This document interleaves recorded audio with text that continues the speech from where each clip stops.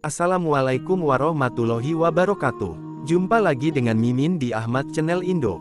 Mari kita melanjutkan kisah Abu Nawas. Tanpa berlama-lama lagi, mari kita masuk alur ceritanya, yang berjudul Tunaikan Nazar. Al-Kisah. Pada suatu masa, di negeri Persia, hiduplah seorang lelaki bernama Abdul Hamid Al-Kharizmi. Ia adalah seorang saudagar kaya raya di daerahnya. Namun sayang, ia belum dikaruniai seorang pun anak, meski sudah beberapa tahun menikah.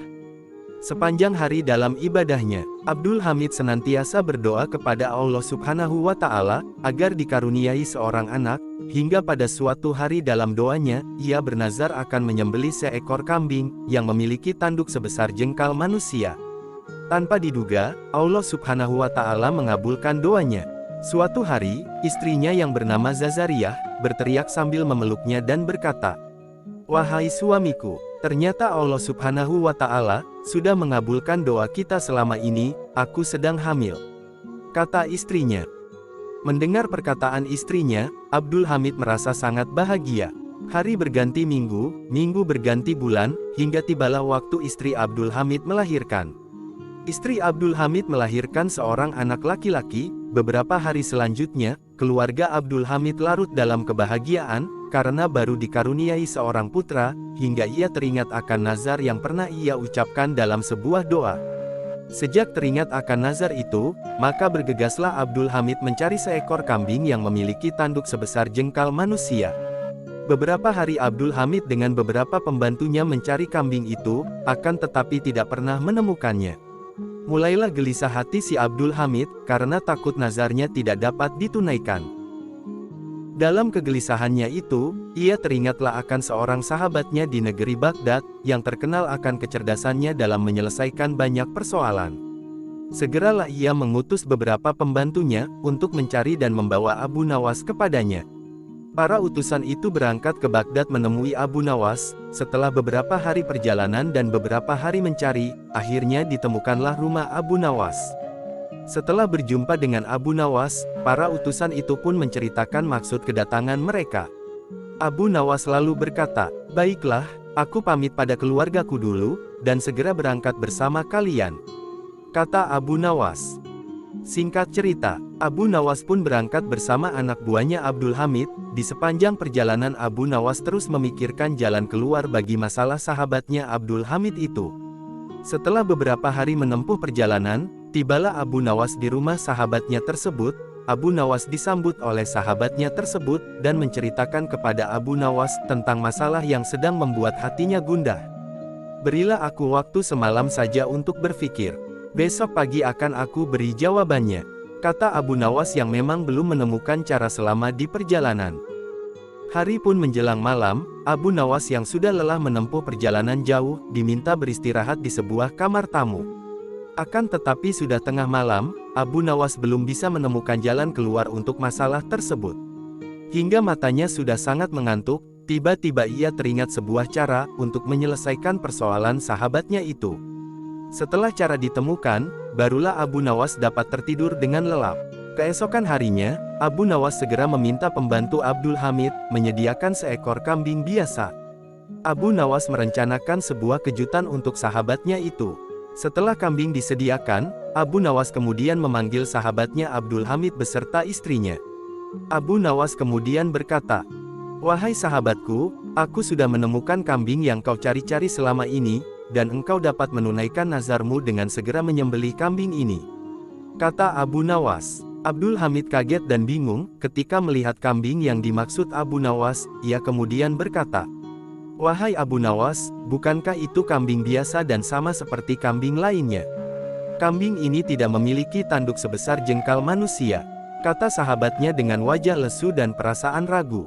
Mendengar perkataan sahabatnya itu, Abu Nawas kemudian memintanya untuk membawa bayi laki-lakinya yang baru lahir itu kepada Abu Nawas.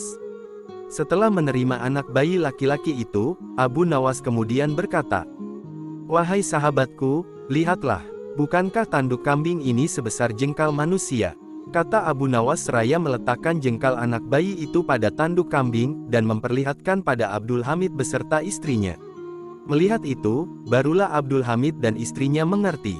Mereka sangat lega dan gembira, karena telah berhasil menunaikan nazar mereka. Mereka pun akhirnya sangat berterima kasih kepada Abu Nawas, karena telah membantu mereka melewati persoalan rumit yang mereka hadapi. Sama-sama, jawab Abu Nawas dengan tersenyum. Sebagai ucapan terima kasih, Abu Nawas diberi hadiah 100 dirham. Kisah selanjutnya, yang berjudul, Harimau Berjenggot. Alkisah. Suatu hari, Baginda Raja terlihat jadi pendiam dan hati tak menentu, seakan menyimpan amarah. Beberapa saat kemudian, ia memerintahkan beberapa pengawal untuk menjemput Abu Nawas dan dihadapkan padanya. Abu Nawas pun segera memenuhi panggilan sang raja. Setelah sampai di istana, ia langsung menghadap Baginda. Tanpa basa-basi Baginda langsung berkata, "Wahai Abu Nawas, aku ingin sekali melihat harimau berjenggot, dan tugasmu adalah menghadirkannya di hadapanku." Titah raja dengan tegas, "Engkau hanya kuberi waktu 8 hari, jika tidak bisa, maka aku akan menghukummu." Tambah sang raja, "Baiklah yang mulia, hamba akan melaksanakan perintah Baginda," jawab Abu Nawas. Setelah menerima perintah Baginda, Abu Nawas pamit mohon diri untuk meninggalkan istana. Sesampainya di rumah, Abu Nawas meminta seorang tukang kayu untuk membuatkannya sebuah kandang harimau, yang mana waktu pengerjaannya berlangsung selama 3 hari. Pada hari selanjutnya, Abu Nawas pun menemukan ide untuk mengisi kandang tersebut dengan seekor harimau berjenggot. Ia mulai menceritakan tugas yang diberikan Baginda tersebut pada istrinya. Abu Nawas berpesan pada istrinya, "Wahai istriku, jika pada hari ke-7 nanti datang seorang tamu laki-laki berjenggot, maka mintalah ia duduk dalam kandang tersebut." Pesan Abu Nawas. Sampailah pada hari ke-7, ketika hari sudah menjelang siang, Abu Nawas berangkat menuju sebuah musola, yang sedikit jauh dari kampungnya, untuk menunaikan sholat zuhur berjamaah. Selesai sholat, Abu Nawas tidak segera beranjak dari tempat duduknya. Sang imam pun datang menghampirinya dan bertanya, "Tumben sekali engkau sholat berjamaah di sini," kata sang imam. Abu Nawas pun berpura-pura sedih, dan tidak menjawab pertanyaan sang imam. Sang imam pun kembali bertanya, kenapa ia bersedih, akan tetapi Abu Nawas tetap diam. Sang imam yang penasaran terus memaksa, hingga akhirnya Abu Nawas mau menjawab pertanyaannya. Ia menceritakan jika semalam, ia bertengkar dengan istrinya, karena itulah ia meninggalkan rumah, dan sholat di musola itu yang sedikit jauh dari rumahnya. Setelah mendengar semua penjelasan dari Abu Nawas, sang imam meminta izin agar diperbolehkan Abu Nawas menjumpai istrinya Abu Nawas untuk membantu menyelesaikan permasalahan rumah tangga Abu Nawas. Abu Nawas lalu memberikan izin. Dengan segera sang imam dengan senang hati, langsung berangkat menuju rumah Abu Nawas menemui istrinya. Namun diam-diam, Abu Nawas juga mengikutinya dari belakang. Sesampainya di rumah Abu Nawas, ia langsung menemui istri Abu Nawas dan berkata, "Wahai Adinda, buat apa memiliki suami yang jahat dan miskin, apalagi kehidupan Abu Nawas tidak karuan, jadilah istriku, kamu pasti akan lebih bahagia, dan tidak kekurangan apapun," ujar sang imam penuh harap. "Baiklah, jika memang itu kehendak Anda," ujar istri Abu Nawas. Tidak lama kemudian, terdengar suara orang mengetuk pintu. Ia adalah Abu Nawas beserta 2 orang sahabatnya, yang sengaja diajak Abu Nawas untuk minum teh di rumahnya. Mendengar ada yang datang, sang imam sangat kaget, dan takut perilakunya diketahui orang lain. Di mana tidak sepantasnya ia berduaan dengan seorang perempuan, yang sudah bersuami apalagi menggodanya. Ia pun mulai bingung harus bersembunyi di mana. Istri Abu Nawas pun menyarankan agar dia bersembunyi di dalam kandang harimau, yang sudah ditutupi kain itu. Si imam pun menuruti dan masuk ke dalam kandang tersebut, kemudian ia dikunci dari luar. Semalaman sang imam bersembunyi di dalam kandang itu, dan tidak berani keluar. Ia takut istri Abu Nawas sudah menceritakan, jika ia telah menggodanya, dan menghasut suaminya, dan pasti Abu Nawas akan melaporkannya kepada Baginda. Abu Nawas pun tidak beranjak dari rumahnya malam itu. Ia sudah mengetahui jika di dalam kandang itu, adalah si imam seperti diceritakan istrinya. Sebelumnya Abu Nawas juga sudah mengetahui, jika si imam suka berperilaku buruk, suka menggoda istri-istri orang di kampung itu. Oleh sebab itu, Abu Nawas berencana memberi ia pelajaran, karena perilaku seperti itu sangat tidak pantas, apalagi dilakukan oleh seorang imam. Hari sudah menjelang tengah malam, Si imam yang sudah lelah berpikir di dalam kandang, akhirnya tak sadar tertidur pulas. Pada pagi harinya, Abu Nawas dikejutkan dengan kedatangan beberapa pengawal kerajaan. Hari itu adalah hari ke-8, sesuai janjinya kepada Baginda, untuk menghadirkan harimau berjenggot ke hadapan Baginda. Para pengawal segera membawa Abu Nawas, beserta kandang harimau yang ditutupi kain, yang di dalamnya berisi tuan imam. Si imam pun terperanjat dari tidurnya. Saat para pengawal membawa kandang itu, ia tidak berani berbicara, takut orang-orang tahu, jika di dalam kandang tersebut adalah dirinya. Dalam kandang tersebut, ia hanya bisa pasrah akan apa yang terjadi selanjutnya. Setelah beberapa jam menempuh perjalanan, kini tibalah mereka di istana. Abu Nawas segera menghadap Baginda di sebuah lapangan, di dalam kerajaan yang sangat luas, di mana sudah dipenuhi oleh banyak orang yang penasaran akan harimau berjenggot yang dibawa Abu Nawas. Baginda pun segera bertanya, "Wahai Abu Nawas, segera tunjukkan kepadaku rupa harimau berjenggot itu." Perintah sang raja. "Baiklah Baginda," kata Abu Nawas seraya membuka kain penutup kandang tersebut. Baginda Raja dan seluruh rakyat yang hadir, langsung terperanjat. Ketika melihat yang terkurung di dalam kandang tersebut, adalah seorang manusia berjenggot lebat. Si imam yang merasa sangat malu, hanya bisa menutup mukanya dengan kedua tangannya. Baginda yang penasaran mencoba mendekati kandang tersebut, untuk melihat siapa sebenarnya di dalam kandang tersebut.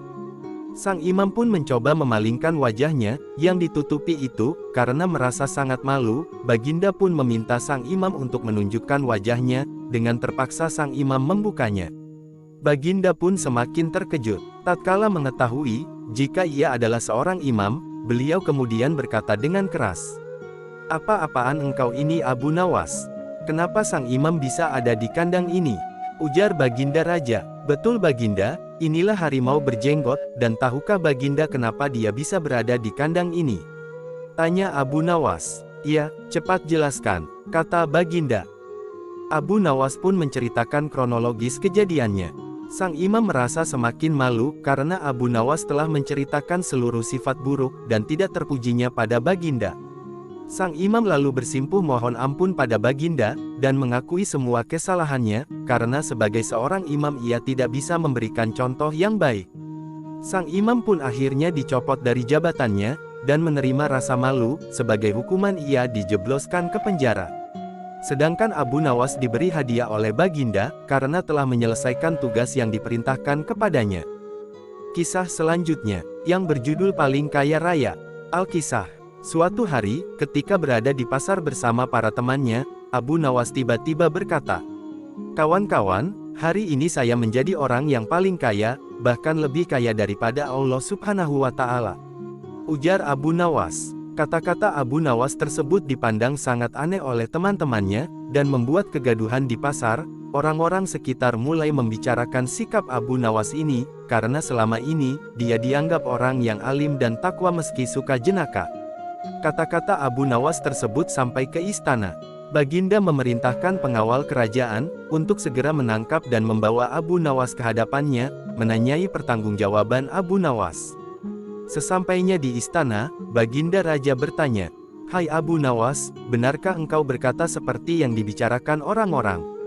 "Benar, Baginda," jawab Abu Nawas. "Mengapa kau berkata begitu? Apa engkau sudah kafir?" Tanya Baginda. "Ampun Baginda, jangan marah dahulu, dengarkan penjelasan hamba," kata Abu Nawas menenangkan suasana. "Apa yang telah engkau dakwahkan di sana? Mengapa engkau menyebut jika engkau lebih kaya dari Allah Subhanahu wa Ta'ala yang Maha Kaya?" Tanya Baginda dengan geram. "Saya lebih kaya daripada Allah Subhanahu wa Ta'ala, karena saya mempunyai anak, sedangkan Allah tidak beranak dan tidak pula diperanakan." Jawab Abu Nawas. "Itu memang benar, tetapi apa maksudmu berkata begitu di tengah pasar sehingga membuat kegaduhan?" Tanya Baginda tidak habis pikir. Dengan santai Abu Nawas menjawab, "Hanya untuk ditangkap, dan dihadapkan pada Baginda yang mulia. Apa perlunya kamu menghadapku? Agar memperoleh hadiah dari Khalifah." Jawab Abu Nawas tegas. "Dasar kamu." Komentar Baginda, kemudian memerintahkan Abu Nawas untuk meninggalkan istana, dan juga tidak lupa diberikan hadiah.